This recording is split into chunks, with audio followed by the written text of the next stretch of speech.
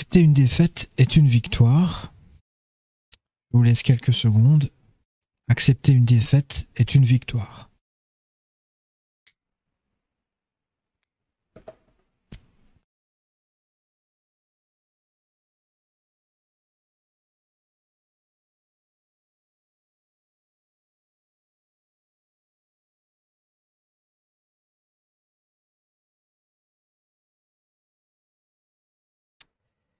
Alors, bien sûr, c'est une victoire sur soi-même, sur son orgueil, avant tout, en grosse partie. Son orgueil, qui est un de nos principaux ennemis.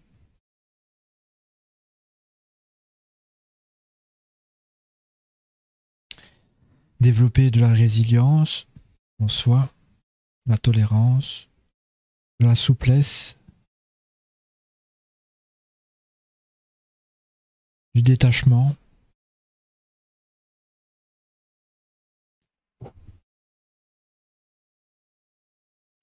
Et le trait de bon perdant. Être bon perdant en ayant donné son maximum.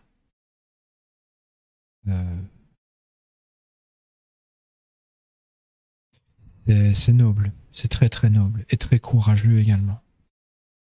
Très courageux. Parce que une victoire, en fait, c'est forcément agréable. Enfin, il y a toujours un aspect agréable à une victoire. Une récompense.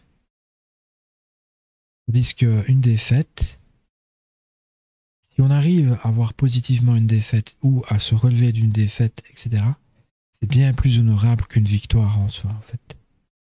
Et la victoire sur soi-même est bien plus grande après une défaite, ouais. D'un point de vue développement personnel, c'est plus important les défaites, au fait, en quelque sorte. Ça peut paraître encore prétentieux, mais je reviens peut-être un peu sur moi.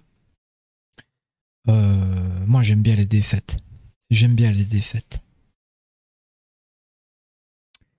Ceux qui me connaissent un peu mieux savent que j'aime bien les jeux vidéo et les défis dans les jeux vidéo. Donc, j'aime en particulier le style justement de jeu, enfin d'image que vous voyez avec chevalier. Donc, souvent à l'époque moyenâgeuse, on incarne un chevalier et on doit affronter des boss, comme on dit,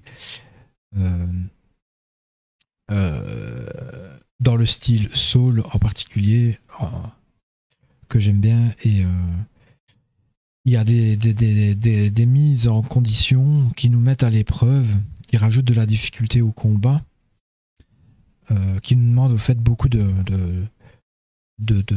d'essais.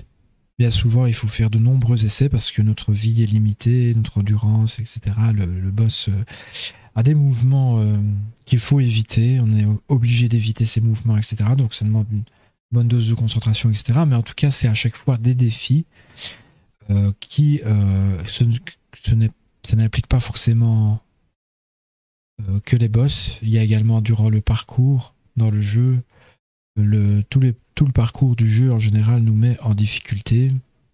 C'est de la survie.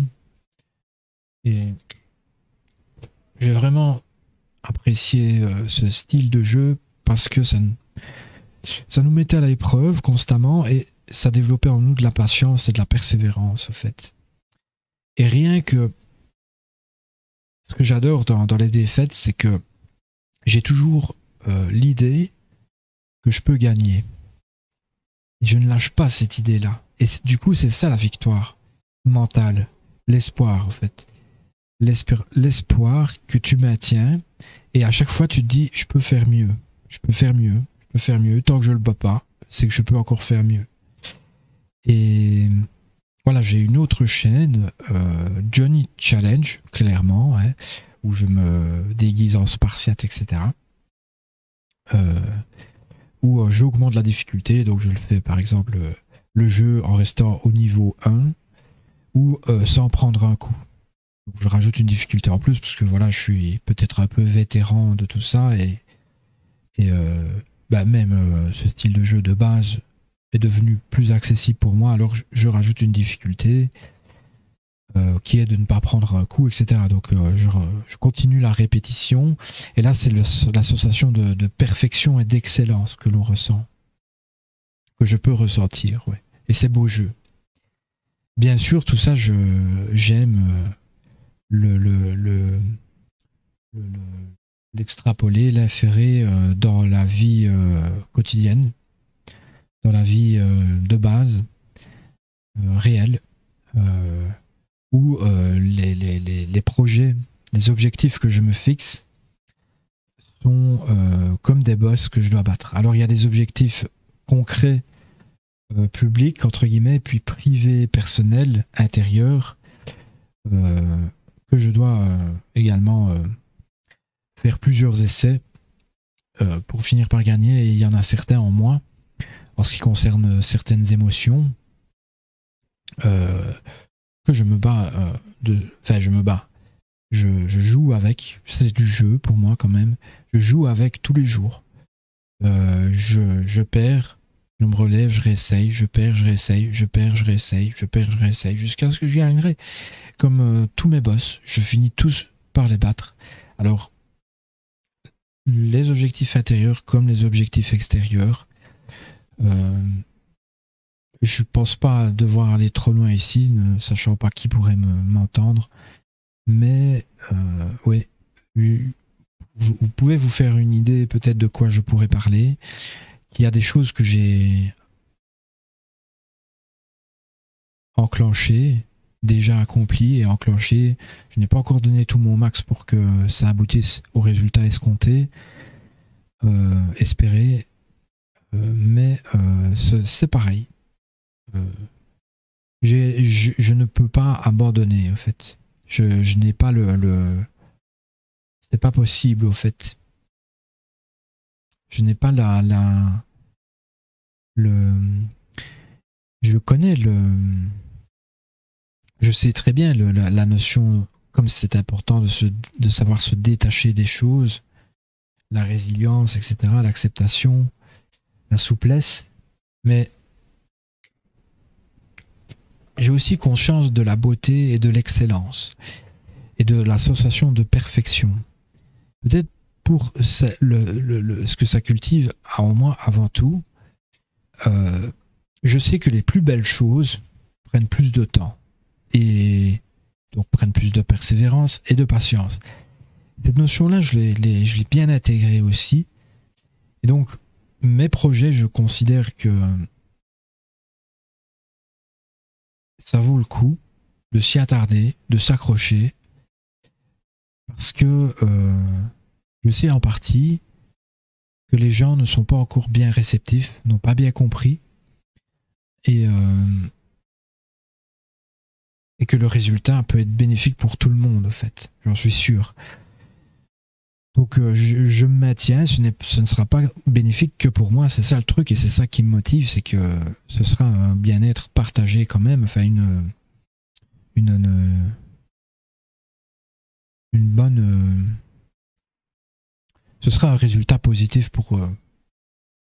ce ne sera pas positif que pour moi, ça j'en suis sûr. Si je continue mes projets, et je vais jusqu'au bout, et je ferai mon max pour que ça marche, ce ne sera pas que pour moi, ça je le sais, et du coup ça me donne une motivation en plus.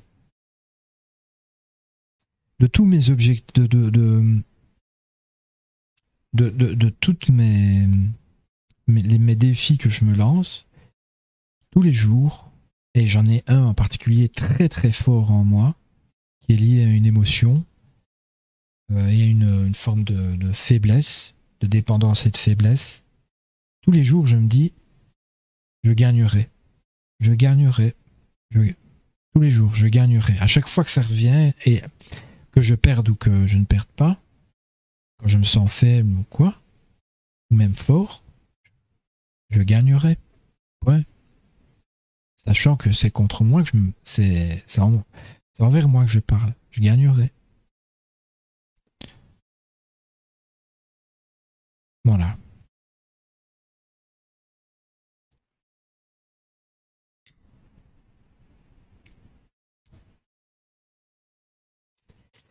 Mais j'accepte la défaite.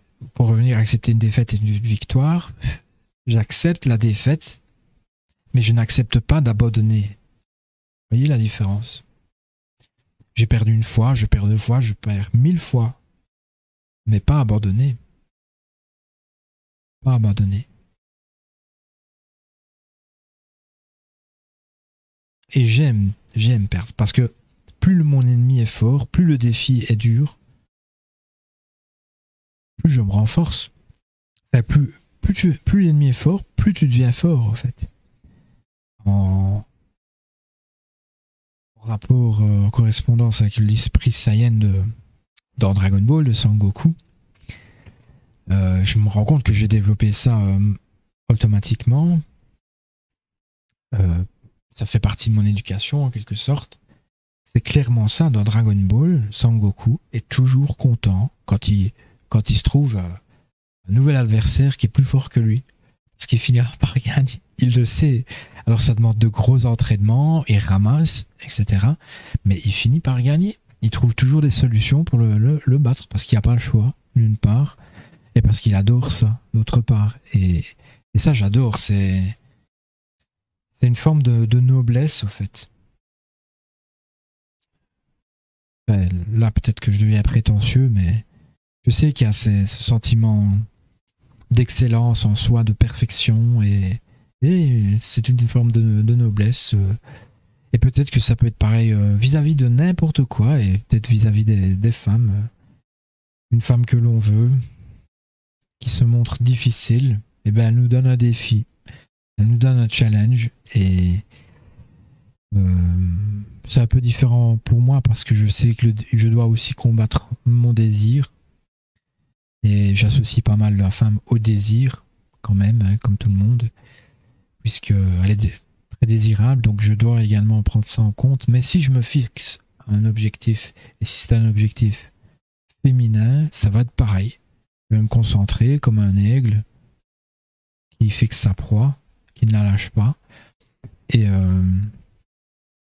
c'est un peu réducteur de dire aigle proie, mais c'est pour essayer de faire une analogie comme un laser. Les jeux sont un laser et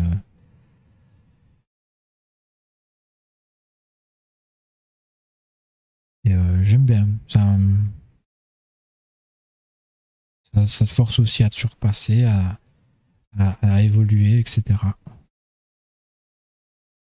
Toujours gratifiant, et peut-être que ça gonfle l'orgueil, mais peut-être que ça gonfle un peu l'orgueil, j'avoue. Mais c'est toujours sympa.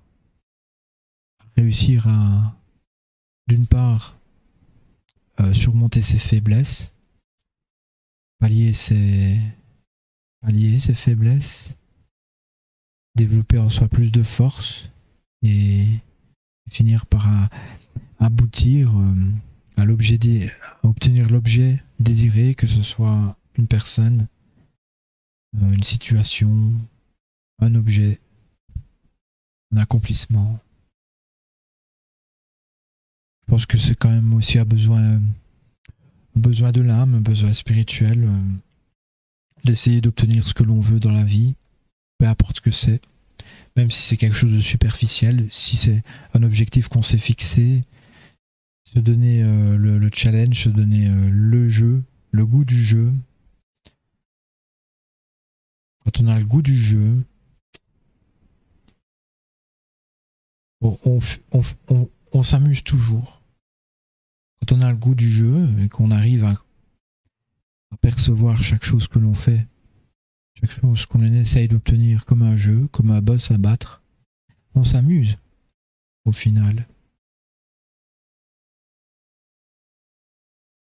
Voilà, je pourrais peut-être continuer, mais je pense que c'est bon ainsi. Merci de me suivre et à demain ou à bientôt pour une nouvelle lecture.